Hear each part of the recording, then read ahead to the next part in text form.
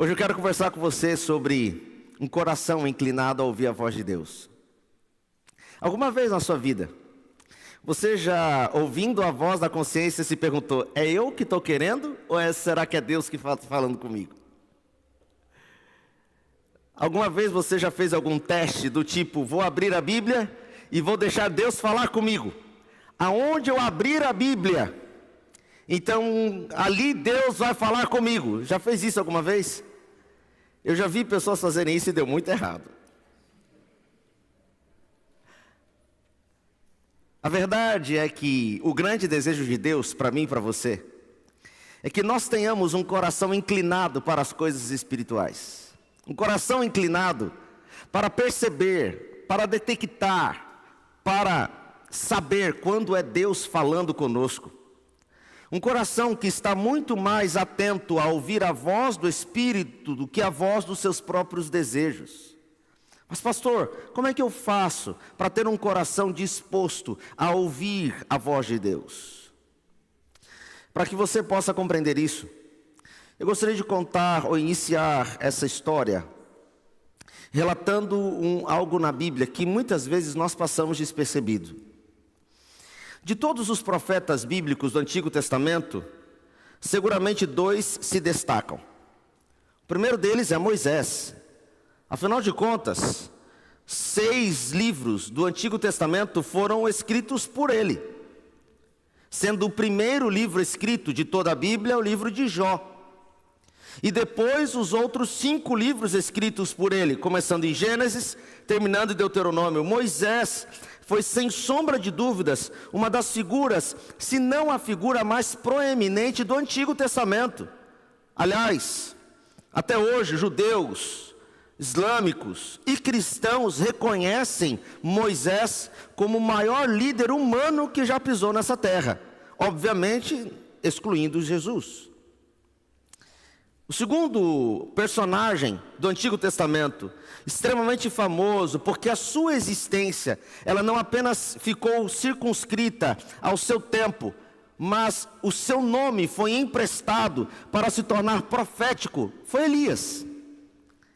Elias realmente é uma figura dentro do Antigo Testamento e também do Novo Testamento central. Afinal de contas, ele é considerado no Antigo Testamento um profeta extremamente importante e poderoso em ações, não à toa, e habita no céu hoje com Cristo Jesus, aguardando o dia do retorno, para então se encontrar comigo e com você. Mas o seu nome também foi emprestado de maneira profética, através do novo Elias esperado no Novo Testamento. Então, para o povo de Israel, Elias era realmente uma figura central. Mas eu confesso a vocês que eu tenho um personagem a quem tenho dedicado muito tempo para estudar, porque ele tem me chamado muita atenção. E eu quero compartilhar isso com vocês nessa noite. Seu nome? Eliseu. Eliseu é tratado na Bíblia como um homem que caminhou com Deus, um homem que seguiu Deus, um homem que fez aquilo que era da vontade do Senhor, mas acima de tudo, um homem que pediu algo ousado, um homem que solicitou algo de quem eu e vocês possivelmente, em uma situação como aquela, talvez não pediríamos. E eu quero te lembrar disso. Eliseu andou com Elias durante muitos anos, aprendendo com Elias o ofício de profeta, vendo Elias realizar coisas impressionantes. É possível que Eliseu estivesse com Elias quando Elias separou as águas do Rio Jordão. É possível que Eliseu estivesse com Elias quando Elias zombou dos profetas de Baal, mandando inclusive que eles jogassem água no altar, dentro e fora, para que pudesse esperar descer fogo do céu, a fim de queimar aquelas inúmeras ofertas. É possível que Eliseu estivesse ali quando Elias começou a zombar daqueles 450 homens. Portanto, Eliseu viu Deus operando de maneira impressionante na vida de Elias. Não à toa, quando Elias tentou se despedir de Eliseu, Eliseu disse: não, eu quero ir com você para onde você for. Então eles passaram pelo Rio Jordão e foram até um lugar aonde Elias, para se despedir definitivamente, disse para Eliseu: eu preciso ir. Então, por favor, me diga o que você deseja e eu então lhe concederei. E nessa hora então Eliseu diz: eu quero que você me dê porção dobrada do Espírito que habita em você. Elias então retira a sua capa, em um sinal de sucessão, coloca sobre Eliseu e clama a Deus para que Deus derrame porção dobrada do Espírito na vida de Eliseu. Eu quero que você grave bem isso, essa cena, porque nós vamos retornar a ela no final do nosso encontro hoje à noite. O que Eliseu pediu a Elias não foi posses, não foi influência política, não foi um último conselho. O que Eliseu pediu a Elias foi aquilo que transbordava na vida de Elias. E transbordava tanto que Eliseu queria que aquele mesmo transbordamento na vida de Elias acontecesse na vida dele. E foi assim que Eliseu fez o pedido mais ousado, o pedido mais inusitado, mas também o pedido mais transformador da história bíblica. Reputamos a Elias ser um grande profeta, mas quando olhamos para a vida de Eliseu, percebemos que Eliseu foi um profeta ainda maior, e eu posso te provar isso. Mas antes de mostrar isso para você, me permita dizer uma coisa. Eliseu percebeu ali que para continuar realizando e dando sequência àquilo que Elias estava fazendo, não era necessário andar muitos quilômetros, não era necessário se aprofundar em muitos livros, não era necessário criar uma comunicação melhor. O que Eliseu percebeu que era necessário era receber o Espírito que habitava em Elias. Geralmente disse que uma pessoa, quando está nas últimas horas de vida, e que sabe que está nas suas últimas horas de vida, ou ainda nos seus últimos momentos, quando vai dar um conselho, tenta puxar da sua mente e aprender de maneira resumida tudo aquilo que ela pensou e conquistou em conhecimento ao longo da sua existência, para então dar sábios conselhos para quem está ouvindo. É assim que famosas pérolas são produzidas no leito de morte ou em uma despedida. Jesus sabia que aquele seria o último momento dele com os discípulos e com a multidão. Então Jesus dá um conselho para os discípulos. E este conselho tem tudo a ver com a relação de Elias e Eliseu. Eu quero pedir que você abra sua Bíblia, no livro de Atos, no capítulo 1. Nós vamos ler até o versículo 8. Atos, capítulo 1. Acompanhe comigo. Se você trouxe um marcador de texto ou uma caneta, eu gostaria de desafiar você a marcar isso.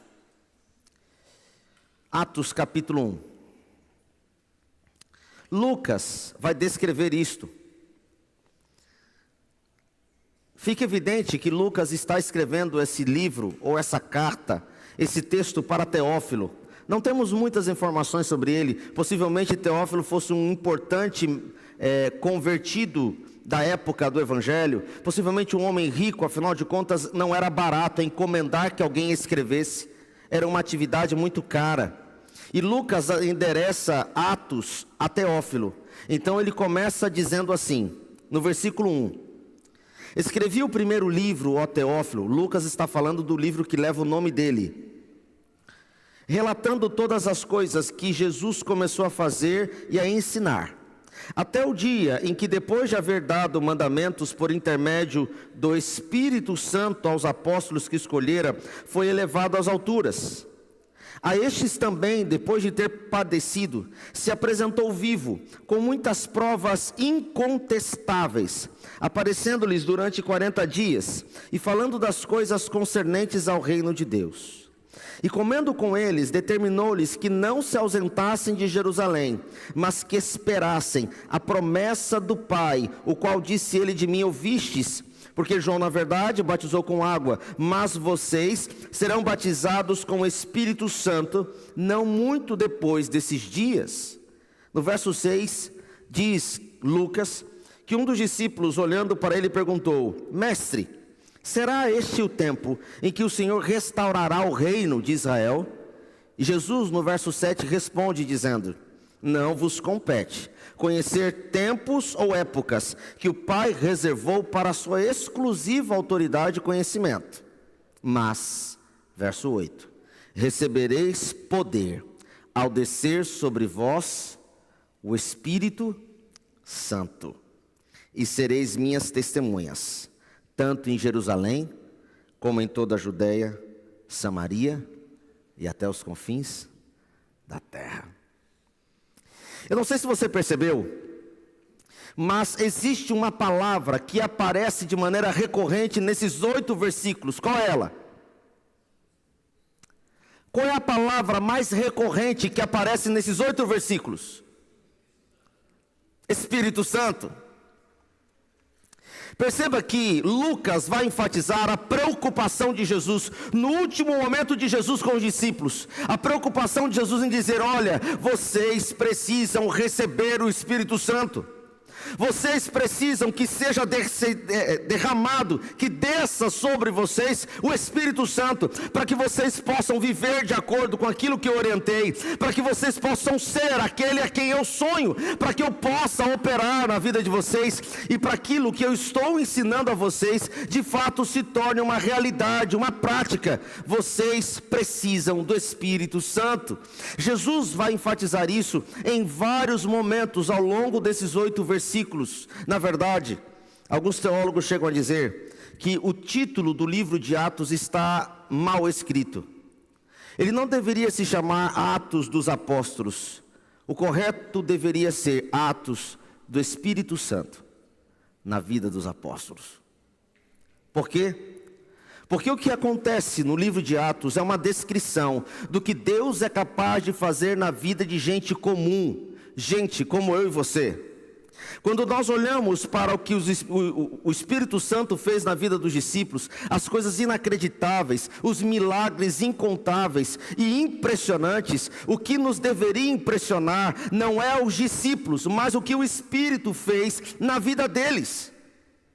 E Deus vai dizer assim: olha, para que vocês possam sair e então se tornarem minhas testemunhas, vocês precisam primeiro receber sobre vocês o Espírito Santo. Se ele não descer sobre vocês, vocês não conseguirão ser minhas testemunhas. Então não tentem pregar, vocês não conseguirão. Serão pregações sem efeito. Vocês gerarão admiradores, mas não discípulos. E vocês serão incoerentes na vida de vocês. Logo, o que Jesus estava dizendo para mim e para você é que o centro da vida cristã nos últimos dias seria o derramamento do Espírito Santo. Eu tenho dito por onde eu tenho passado que o Espírito Santo é o Deus esquecido entre nós. Pouquíssimas vezes nós paramos para clamar por Ele. Já pararam para pensar nisso? Nós oramos por tudo. Oramos pela comida, oramos pela bebida, oramos pelo emprego. Mas quem de nós para apenas para dizer assim: Senhor, derrama sobre mim o Espírito Santo? Jesus vai enfatizar que ele deveria ser o centro, mas nós o esquecemos na nossa rotina diária. Ele deixou de ser o centro da nossa vida. Então, como o Espírito Santo não habita em nós ficamos lutando por nós mesmos, tentando fazer o cristianismo funcionar pelos nossos próprios esforços. E criamos algumas frases de efeito para tentar justificar a ausência do Espírito Santo na nossa vida. E eu vou dizer algumas delas para vocês. A primeira mentira que nós contamos, porque deixamos de ser uma igreja, e quando eu falo igreja, me refiro à nossa reunião. A primeira mentira que nós contamos para nós mesmos é a de que a pessoa que vem à igreja não deve olhar para ninguém, deve olhar apenas para Jesus. A gente não diz isso? Não, não olhe para ninguém, olhe para Jesus. É assim que a gente diz. Mas se essa é uma verdade, o que eu faço então? Você, observe bem o que Jesus disse para os discípulos: olhem, não ousem sair daqui, não saiam de Jerusalém. Vocês ouviram o que eu ensinei, vocês viram o que eu fiz, vocês conviveram comigo durante 3 anos e meio. Deixa eu perguntar uma coisa para vocês: os discípulos tinham ou não tinham assunto para falar para as outras pessoas? Porque eu e vocês falamos do que lemos, os discípulos falavam do que eles viram e ouviram. Então não há ninguém que pisou nesse período de 2000 anos na terra que tenha visto mais coisas inacreditáveis do que os discípulos. E ainda assim Jesus, olhando para eles, disse: não saiam para falar sobre o que vocês viram ou ouviram. Primeiro fiquem aqui e esperem o Espírito Santo descer sobre vocês, para que vocês então se tornem minhas testemunhas. O que Jesus estava dizendo? Para que o Espírito Santo possa transformar vocês a tal ponto de que a vida de vocês pregue, ainda que para isso vocês precisem usar as palavras. O primeiro grande problema nosso é que, como nós não buscamos o Espírito Santo, a nossa vida é errática. E na tentativa de nos autodesculpar, então falamos uma frase que é no mínimo equivocada: eu não sou exemplo para ninguém. Sim, você é. A começar pelos da sua própria casa.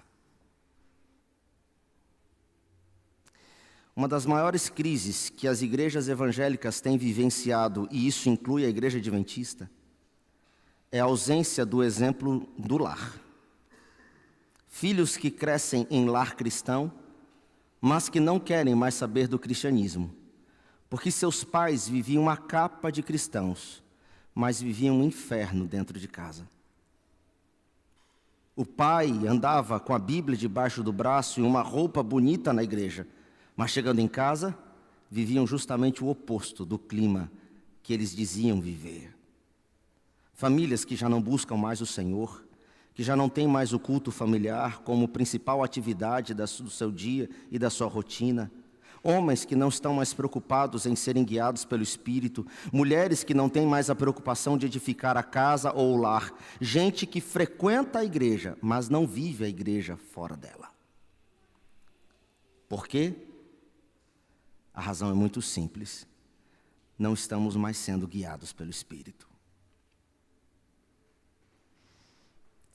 Então nós convivemos com mentiras que nós criamos para nós mesmos, na tentativa de desculpar a nossa falta do Espírito Santo. A primeira mentira, portanto, que eu e você criamos para nós mesmos, é de que a gente não é exemplo. Essa é uma mentira. Você é. A grande questão é que você jamais conseguirá ser sem o Espírito. A segunda mentira que nós contamos para nós mesmos é a de que eu sou igreja. Já ouviu gente falando isso? Eu acho isso tão bonitinho, embora teologicamente seja completamente errado. Pastor, eu sou igreja. Não, você não é igreja, desculpa. E deixa eu te explicar o conceito para poder ensinar você. Para que quando alguém disser, você entender o que a pessoa quer dizer, mesmo sabendo que o que ela está falando não é o que a Bíblia diz. A palavra igreja, ela quer dizer literalmente reunião, encontro. Você não consegue se reunir com você mesmo. A palavra igreja, ela só existe, ela só faz sentido quando você encontra-se com outro. Perceba o que Jesus Cristo disse: quando 2 ou 3 estiverem reunidos em meu nome, ali eu estarei. O que Jesus estava dizendo? Quando vocês se reunirem como igreja, então eu estarei. Jesus estava nos desafiando a congregar. Perceba que a própria Bíblia diz: congregai-vos uns com os outros. É uma palavra sinônima para a palavra igreja. Sim, é um desejo bíblico que a gente se encontre. E aqui eu quero fazer um parêntese para falar diretamente para você que está acompanhando a gente pela transmissão. Louvado seja Deus, porque você está acompanhando, mas não se iluda. A transmissão virtual, ela jamais substitui o encontro presencial. Não torne a sala da sua casa o púlpito do seu lar. Se congregue na igreja. Esse é o desejo de Cristo. Que o encontro virtual seja a exceção e não a regra. Então nós criamos uma segunda mentira. É de que a gente é igreja. Não, a gente não é igreja. Nós nos tornamos igreja quando a gente se encontra. Aí a gente é igreja. Então, pastor, o que eu sou? Jesus Cristo disse: vós sois templo do Espírito Santo. Você não é igreja, você é templo. E pastor, qual é a diferença? É que Deus habita na igreja, quando a igreja se reúne. Mas Deus deseja habitar no seu coração, no seu corpo, quando você está dentro ou fora da igreja. Quando você se encontra aqui ou quando você não está aqui. Logo, a igreja que nós temos é resultado dos templos que nós somos.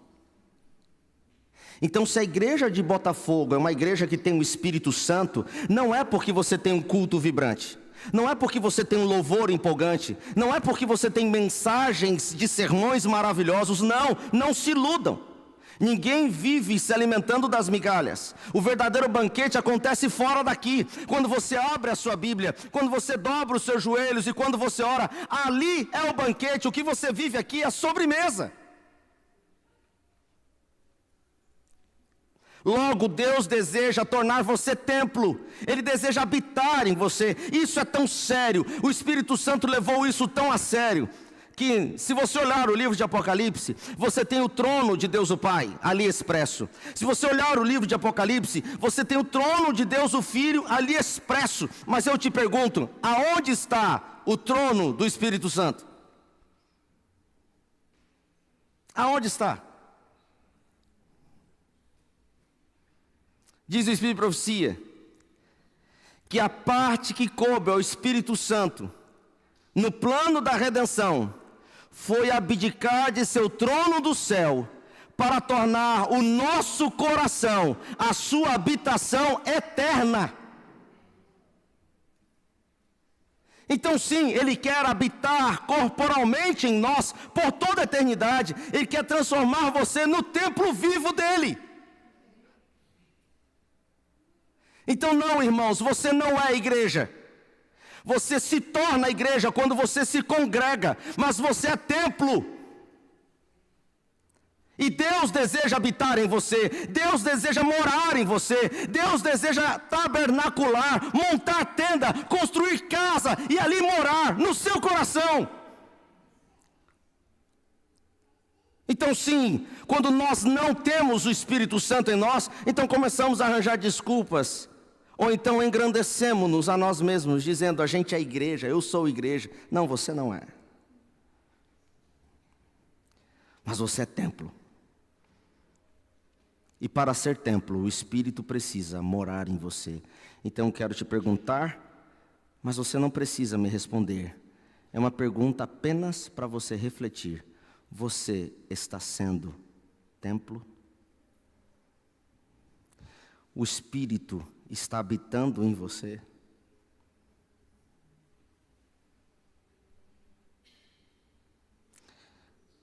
Nós vamos criando desculpas para não buscar o Espírito. A terceira desculpa é que nós criamos uma teologia sem o Espírito. E a gente diz assim, que para buscar o Senhor, a gente precisa orar. Está certo. A gente precisa estudar a Bíblia. Está certo. Mas aí a terceira coisa que nós dizemos e ensinamos na igreja é que a gente precisa testemunhar. Já ouviu isso?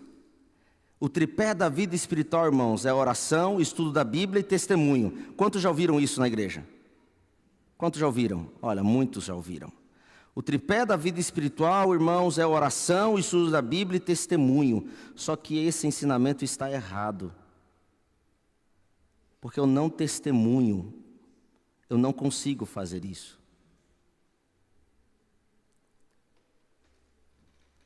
O testemunho é resultado do Espírito Santo. Ele é produto da habitação do Espírito Santo na minha vida. Perceba só o que a Bíblia diz. É Deus quem opera em mim, tanto o querer quanto o efetuar. O problema é que a gente se autorresponsabilizou pelo testemunho. Então, por causa disso, as nossas perguntas deixaram de ser espirituais e passaram a ser carnais. E aqui me permita fazer uma digressão com vocês, explicando a diferença. Nós temos basicamente 2 grupos de cristãos na igreja. O primeiro grupo de cristão é o que nós chamamos de grupo de cristãos espirituais. Eu já vou explicar para vocês o que é. O segundo grupo de cristãos, nós damos o nome de cristãos carnais. Me permita começar por ele.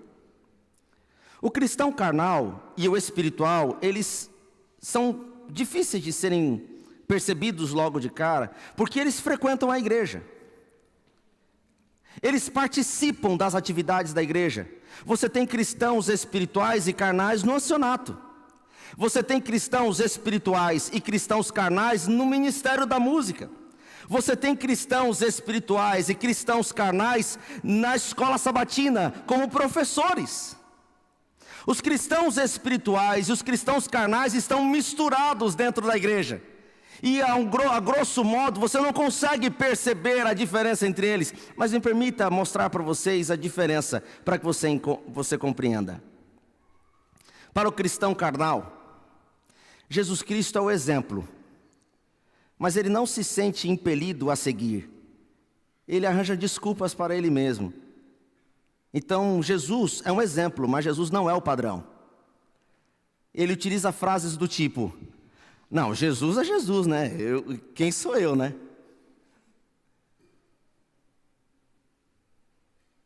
O problema é que Jesus nos convida a imitá-lo.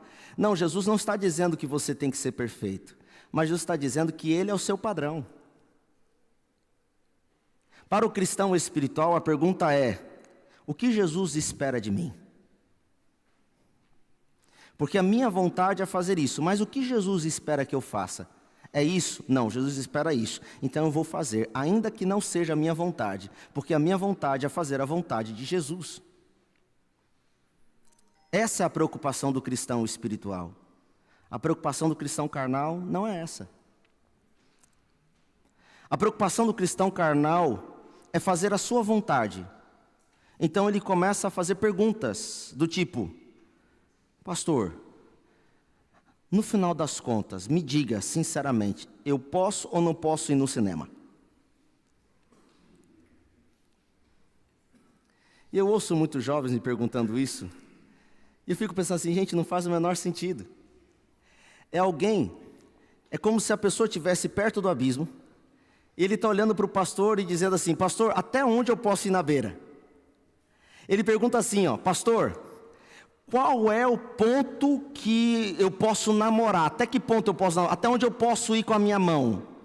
Me diz aí, pastor. Sim. Por várias e várias vezes, eu sentei com um grupo de jovens para conversar e falei assim: podem lançar perguntas, eu quero estar aqui para poder responder. E eu sinceramente estava interessado em ouvir perguntas do tipo: pastor, como eu faço para ter uma jornada cristã mais íntima com Jesus? Mas a pergunta que me vinha geralmente era: pastor, por que eu não posso fazer sexo antes do casamento? Pastor, por que a igreja fala que não pode ir ao cinema? Qual o problema? Pastor, afinal de contas, o que eu posso ou não posso fazer no dia de sábado? Sabe o que no final estava se preocupado? A preocupação era apenas saber se eu estava ou não transgredindo, não é se eu estava ou não me relacionando. Essa é a grande diferença entre o cristão carnal e o cristão espiritual. O cristão carnal está preocupado com as regras. O cristão espiritual está preocupado com o relacionamento. O cristão carnal está preocupado com os ditames da igreja. O cristão espiritual está preocupado com o reino. É mais ou menos como aquele estudante que está ali no ensino médio, no segundo ano, no terceiro ano, sabendo que ele terá um vestibular à frente para ele estudar, sabendo que ele terá uma faculdade a quem ele quer cursar, mas ele não está preocupado em se preparar para o vestibular que ele terá que fazer dali 2 ou 3 anos. Ele está preocupado apenas em passar na prova que ele vai fazer. Essa é a grande diferença. Para o cristão espiritual, a importância não está nesta prova, mas está em se preparar para aquele grande vestibular. A preocupação do cristão carnal é se preocupar apenas para essa prova. E ele depois se preocupa para outra, e quando chegar ao vestibular, aí quem sabe ele vai se preocupar. Assim, um vai se aprofundando na palavra de Deus, o outro vai apenas se acostumando com as regras da igreja. Nós estamos cheios de cristãos carnais na igreja. Gente que sabe muito sobre adventista, nada sobre Jesus. Gente que conhece muito sobre as leis, nada sobre a graça. Gente que sabe muito sobre protocolos, nada sobre relacionamento. Gente que tem crítica para tudo, mas a sua Bíblia não tem nenhum rabisco de estudo. Gente que conhece muito sobre religião, quase nada sobre Jesus. Não se iluda, irmãos. Os cristãos carnais estão aqui entre nós, e talvez, quando você se corre o risco de pensar assim, nossa, o pastor está dando uma pancada, tinha muita gente que precisava ouvir isso. Talvez seja você essa pessoa.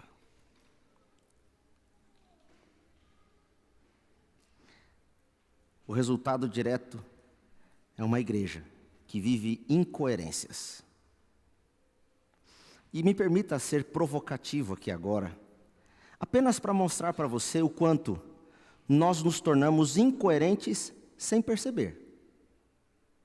Como eu estou aqui no estado do Rio de Janeiro, a terra de 40 graus, banhado pelas praias mais bonitas do Brasil, por uma cultura de sol e praia, me permitam ser provocativo apenas para que vocês percebam o quanto a falta de olhar espiritual nos faz ser incoerentes, sem perceber. E eu estou falando isso para vocês não porque, como pastor, eu quero condenar de forma nenhuma. É porque o mundo já percebeu isso, inclusive já fez esse experimento social. Certa vez uma agência de modas decidiu pegar um grupo de mulheres e fazê-las andar de biquíni pela rua. E quando as mulheres andaram de biquínis, os biquínis os mais curtos possíveis, você me entende o que eu quero dizer? Poucas pessoas se incomodaram. A maioria delas passou, olhou, eram mulheres muito bonitas, olharam com olhar de admiração, alguns com olhar de desejo, e as mulheres passaram. Depois elas entraram em uma sala e trocaram de roupa. Tiraram o biquíni e colocaram lingerie, calcinha e sutiã. E passaram pela mesma rua. Mas agora, o olhar era de profunda reprovação. Algumas mulheres, olhando, começavam a cochichar entre elas. Que absurdo! Como as mulheres têm coragem de andar de roupas tão indecentes?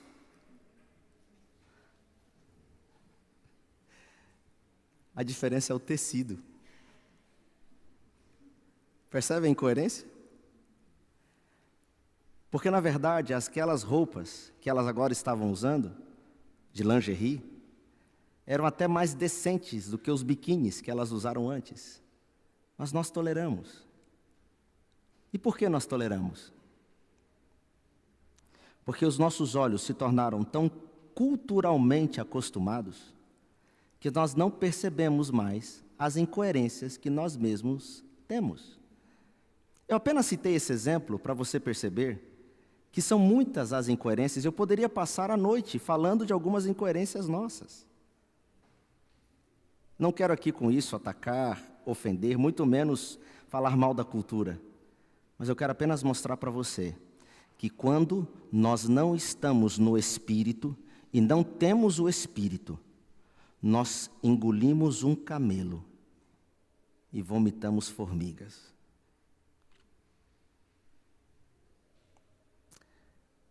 Nos tornamos incoerentes. O mesmo cristão que aqui na igreja fala com contundência sobre o sábado, chega em casa e bate na esposa. O mesmo jovem que abre a lição da escola sabatina e compartilha sua fé de maneira poderosa, volta para casa e passa a noite no relacionamento sexual com a sua namorada e então vive na balada. Incoerência.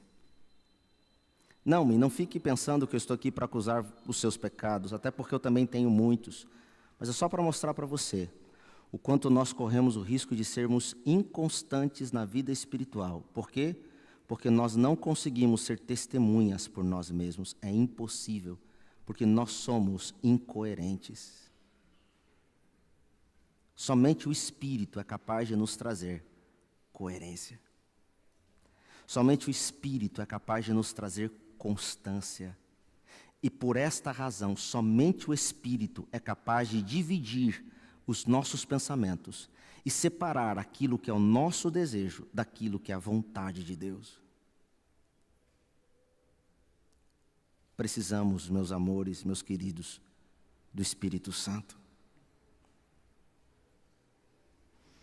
Ellen White diz que de todas as coisas que precisamos buscar, sem a menor sombra de dúvidas, a mais urgente delas, a que nós mais necessitamos hoje, é do Espírito Santo. Existe um autor adventista que escreveu um livro célebre sobre o Espírito Santo, cujo título é Passos para o Reavivamento Espiritual, um livro muito curto, mas poderoso. Ele diz uma frase que muito me assombrou. Ele diz assim: sabe qual é a grande diferença entre a igreja, e ele está se referindo à igreja adventista, porque ele é um autor adventista. Sabe qual é a grande diferença entre a igreja dos dias atuais e a igreja dos discípulos? É que se o Espírito Santo saísse da vida dos discípulos, 97% das coisas que aconteceram no livro de Atos simplesmente não teria acontecido, e todos perceberiam a diferença. Mas como hoje não buscamos o Espírito Santo, se o Espírito Santo saísse da igreja hoje, 97% das coisas continuariam acontecendo e nós não perceberíamos a diferença. Por quê? Porque deixamos de ser templo. Então passamos a nos acostumar a fazer a nossa vida de acordo com a nossa própria vontade, segundo os nossos próprios esforços. Jesus Cristo disse assim: não saiam de Jerusalém até que seja derramado sobre vocês o Espírito Santo. Não ousem tentar ser cristãos. Não ousem tentar falar de mim para as outras pessoas, sem que primeiro seja derramado sobre vocês o Espírito Santo. Irmãos, nós precisamos do Espírito Santo para conseguirmos nos manter fiéis em uma cidade tão desafiadora como o Rio de Janeiro. Precisamos do Espírito Santo para continuar buscando o Senhor em um lugar com tantas distrações como esse. Precisamos do Espírito Santo para continuar existindo, mantendo firme a nossa fé na volta de Jesus, quando há tantos desafios. Precisamos do Espírito Santo para continuar existindo durante a semana, quando bate ao nosso coração, à porta da nossa casa, tantas tentações e tantas oportunidades. Eu e vocês precisamos do Espírito Santo para continuarmos sendo cristãos. Precisamos dele. Não tente fazer por você mesmo, não tente ser por você mesmo, você jamais conseguirá. Você precisa do Espírito Santo, e ninguém melhor do que Eliseu entendeu isso. Ele olhou para Elias e disse: eu preciso que você me dê aquilo que você possui. Eu não quero casas, eu não quero carro, eu não quero títulos, eu não quero diploma. Eu quero algo que você possui e que ninguém mais tem. Só você recebeu. E Elias disse, então me peça e eu lhe darei. E ele disse, me dê porção dobrada do Espírito que habita em você. E por causa dessa porção dobrada do Espírito que habitava nele, algo surpreendente aconteceu. E me permitam dizer isso para vocês. Segundo a narrativa bíblica, Elias realizou 7 milagres na Bíblia. Por meio do Espírito Santo, Elias paralisou uma chuva, em 1 Reis, capítulo 17, verso 1. Por meio do Espírito Santo, Elias multiplicou da farinha e azeite para alimentar aquela mulher viúva. Por meio do Espírito Santo, Elias ressuscitou o filho daquela mulher viúva. Por meio do Espírito Santo, Elias fez descer fogo do céu no Carmelo. Por meio do Espírito Santo, Elias fez descer chuva após uma tremenda seca. Por meio do Espírito Santo, Elias fez descer fogo do céu sobre os soldados. Por meio do Espírito Santo, Elias dividiu o rio Jordão ao meio para que ele pudesse passar. Segundo a palavra de Deus, Elias realizou 7 milagres descritos na palavra. Mas quando olhamos para Eliseu, descobrimos que Eliseu realizou o dobro disso. Sim, Eliseu recebeu o dobro do Espírito Santo. Logo, segundo a palavra, Eliseu realizou o dobro de milagres. Ele também dividiu o rio Jordão, ele purificou as águas de Jericó, ele amaldiçoou os jovens zombadores, ele deu água para o exército, multiplicou do azeite alimentando uma viúva, ele ressuscitou o filho da sunamita, deu a ela um filho, purificou o ensopado que era mortal, multiplicou pães, curou Naamã, fez um machado flutuar, lançou castigo em Geazi com lepra, revelou planos do inimigo, e o exército inimigo foi ferido com cegueira e depois foi curado. Deus realizou por meio de Elias 7 milagres, por meio de Eliseu 14. Essa é a prova viva de que o pedido que Eliseu fez a Elias se cumpriu. Deus derramou o Espírito de maneira dobrada sobre Eliseu. Precisamos de membros que queiram receber o Espírito de forma dobrada. Imagine o que aconteceria neste bairro se esta igreja recebesse de maneira dobrada o Espírito Santo.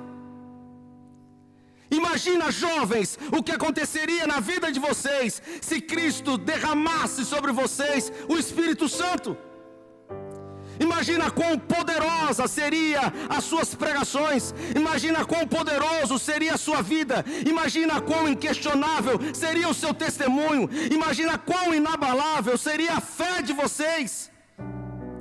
Sim, hoje, onde há 3, 4, 5 batismos, teríamos centenas.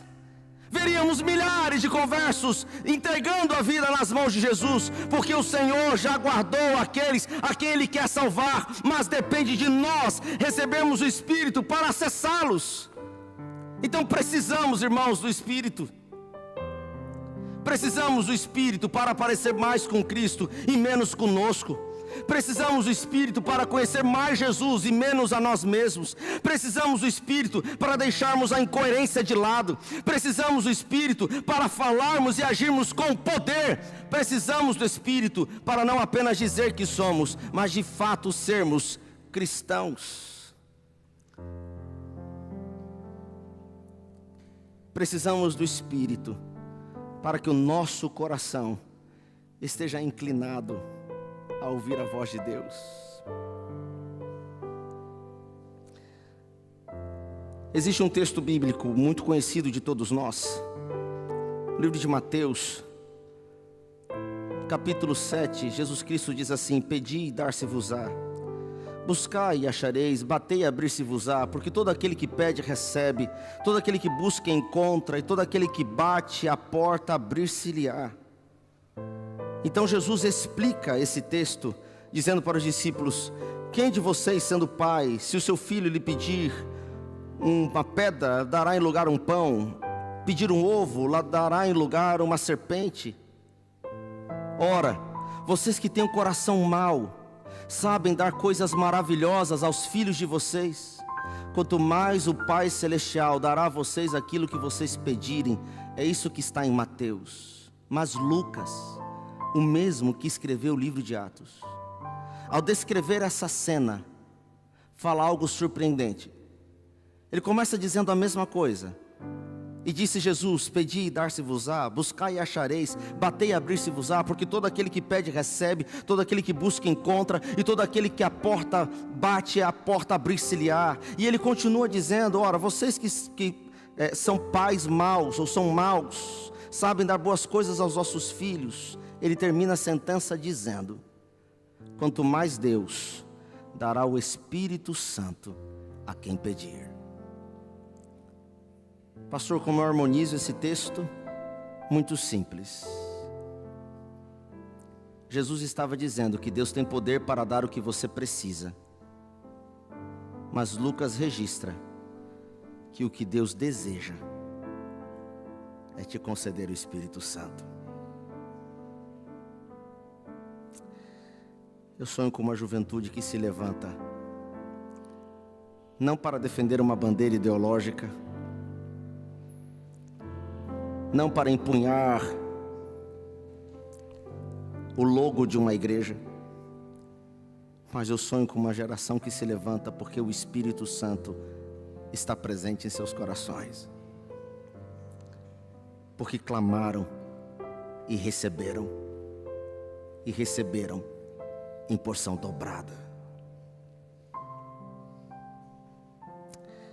Eu quero desafiar você nessa noite a clamar a Deus e dizer assim: Senhor, por favor, derrama sobre mim o Espírito.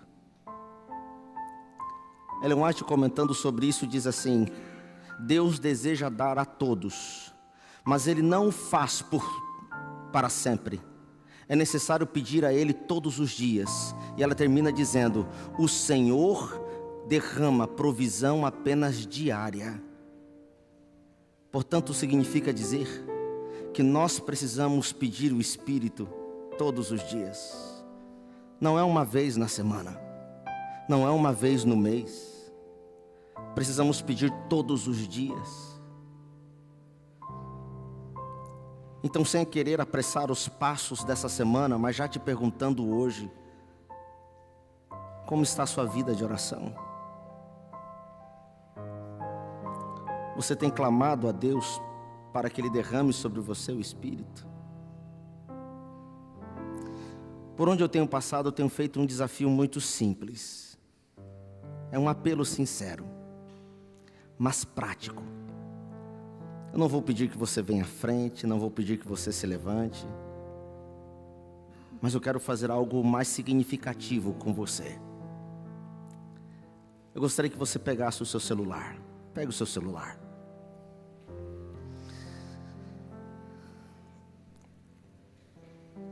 Esse aparelhinho que você tem nas mãos tem um poder impressionante para tirar a nossa atenção. Ele tem um poder impressionante para roubar o nosso tempo.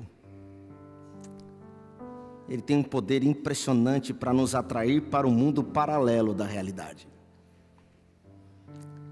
E embora tenha sido concebido inicialmente para ser uma bênção, se não soubermos usar com sabedoria, pode se tornar uma tremenda maldição. Concordam comigo? Então quero desafiar você a tornar esse aparelho uma bênção, de maneira muito simples. Todos os aparelhos possuem um despertador nativo, um aplicativo de despertador. Todos têm. Eu gostaria de desafiar você a escolher um horário do seu dia, da sua rotina, para você clamar nesse horário pelo derramamento do Espírito. Mas antes que você faça isso, me permita te contar uma breve história. Quando eu fazia faculdade de psicologia, eu trabalhei num escritório de contabilidade. O dono do escritório era cristão. E todos os dias, meio-dia, o telefone dele tocava. As primeiras vezes que o telefone dele tocou, eu imaginei que fosse ligação, porque o toque era muito similar. Até que um dia o telefone dele tocou, eu estava na sala dele. Eu falei, o senhor não vai atender? Ele falou, não, isso aqui é um despertador. Ele pega o telefone, desliga o despertador ali. Ele fala, é que esse é o horário em que eu paro para orar, clamando a Deus o derramamento do Espírito Santo na minha vida. Eu não sei quantos aqui já trabalharam em escritório de contabilidade, mas depender da quantidade de clientes, ele vira um caos. Tamanha a demanda. Aquele homem meio ao caos, que muitas vezes se instalava um dia, arranjava tempo para parar tudo, para clamar a Deus o derramamento do Espírito. Aquilo me impressionou de uma maneira. Então naquele momento eu falei, ok, eu topo. Eu fiquei meio constrangido na hora, porque eu não fazia isso. Ele, então venha comigo. E aí ele saiu e foi para o lado da mesa, nós nos ajoelhamos. E ele fez uma das orações mais lindas que eu já ouvi na minha vida. Não, ele não usou palavras bonitas, ele não usou palavras rebuscadas, ele não usou frases bem elaboradas. Era um coração sincero falando com Deus. E enquanto aquele homem falava, eu ia me emocionando. Até uma hora que eu estava em lágrimas sem perceber o porquê. Até que, em certo momento da oração, quem entrou em lágrimas foi ele. E as lágrimas vieram no exato instante em que ele disse, Jesus, eu tenho te pedido isso todos os dias. Por favor, Jesus, me atende. Volta logo. E então começou a chorar. O escritório estava um caos. Mas na sala daquele humilde homem eu senti a presença do Espírito. Os telefones não paravam.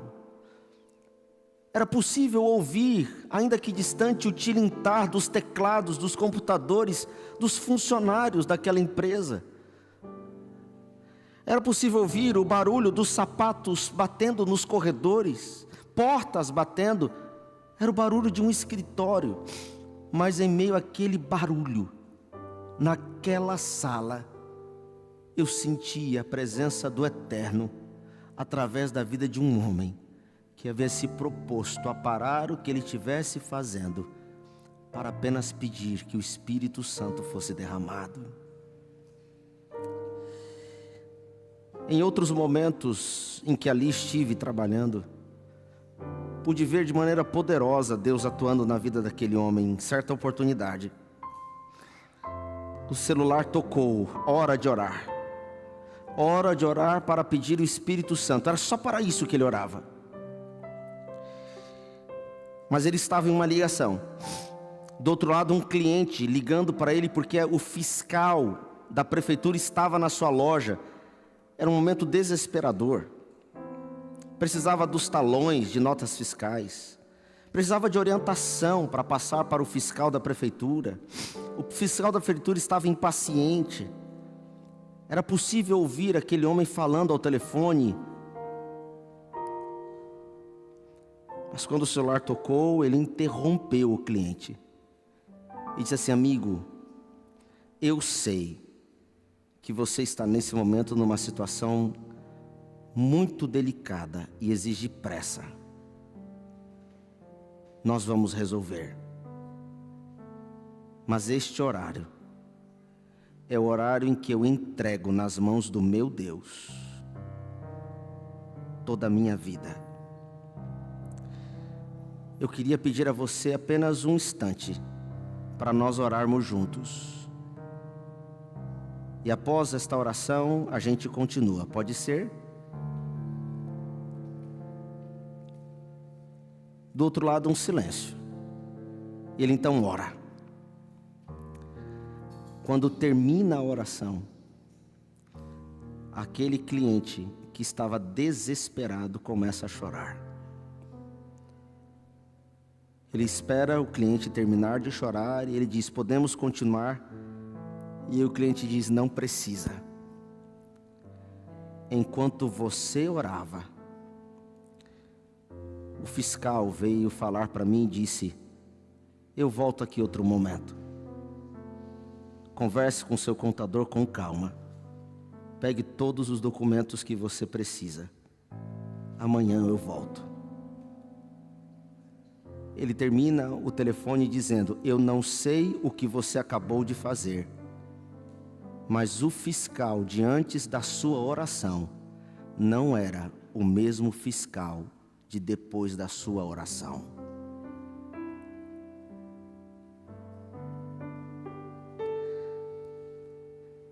Meus queridos, nós precisamos do Espírito.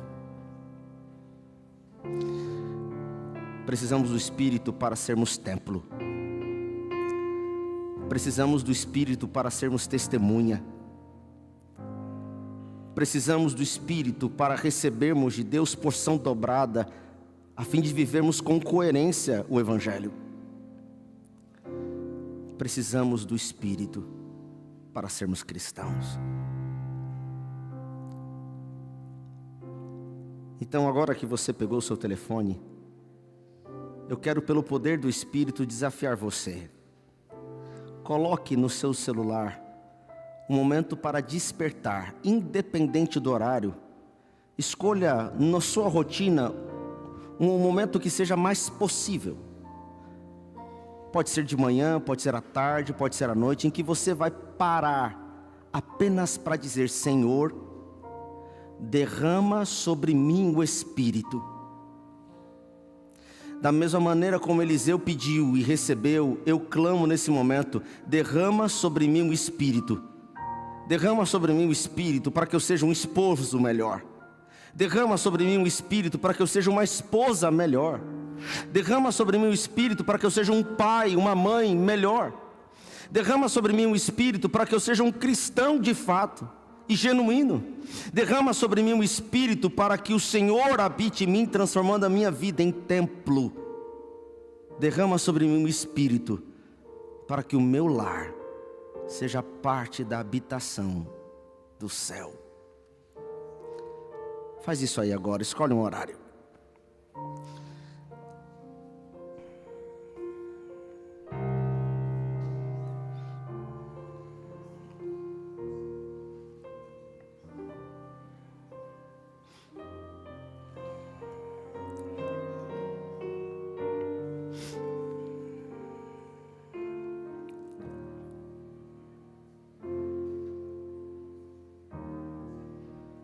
Colocou?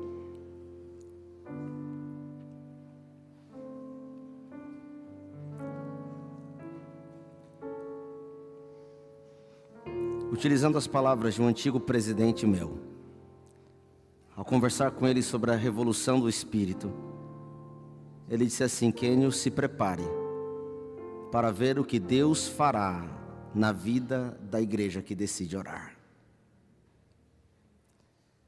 Se preparem para o que Deus fará na sua vida, a partir do momento em que você decidir buscar o Espírito.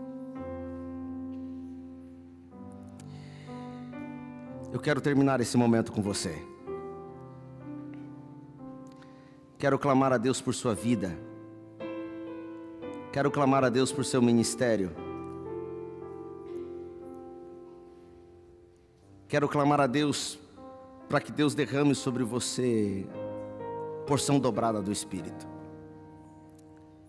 Quero clamar a Deus para que o seu coração esteja atento à voz dEle. Mas antes disso acontecer, você vai ouvir uma canção. Enquanto essa canção estiver sendo executada, você que está aqui presencialmente, você que está acompanhando a transmissão pela internet, eu gostaria de pedir para que você, enquanto estiver ouvindo essa música, apenas feche os seus olhos e fale com Deus, dizendo: Senhor, eu entendi o que o pastor Kênio quis dizer. Senhor, eu entendi que o Senhor deseja que eu deixe de ser cristão carnal e passe a ser um cristão espiritual. E eu entendi que por mim mesmo isso é impossível. Eu entendi que isso só pode acontecer se o Espírito for derramado sobre mim. Então eu venho nesse momento, Senhor, pedir: derrama sobre mim o Espírito. Se você quer fazer essa oração ao Senhor, faça.